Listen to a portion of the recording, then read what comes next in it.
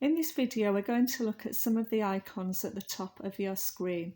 I won't cover them all, but they're just the ones that you need to know.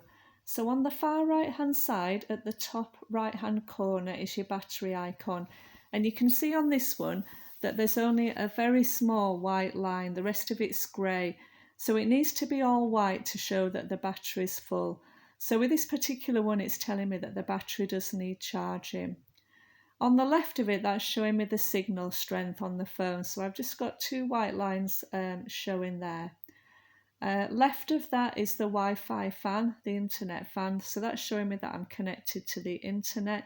Yours might say 4G on it if you're running this device on 4G. Over on the far left, the little video is just because I'm recording on the device. The M means I've got an email, so it's just telling me I've got an email, it's a notification. Left of that is the Google Photos, just telling me that that's been updated. So some of these you won't need to worry about, but they are just notifications. If I put my finger right at the top, which I've shown you before on the screen, and just very slowly just drag this down at the top, this is where you will see all those notifications that it's showing me on the top of this screen. So we'll start off with the ones in the green and shaded out.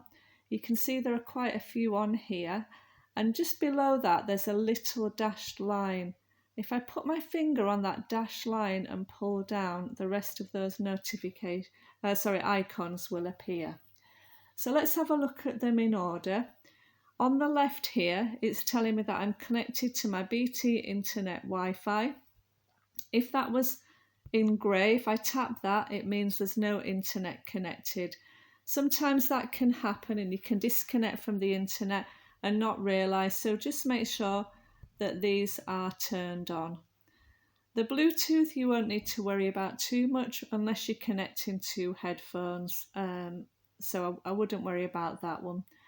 Do not disturb, you can put that on if you want to overnight, just so that if you've got your tablet by your bed and you don't want it pinging, which occasionally it does, that will turn off any do not disturb sounds. Auto rotate is something that you need on because you can have your device in landscape or portrait mode. So it just means it will turn around and readjust the screen depending on which way you hold your device.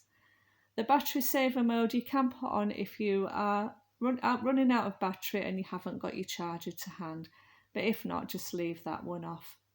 And the mobile data, again, if you're using this device from us and you're using it on one of our SIM cards, you need to make sure that green mobile data is turned on to use the device.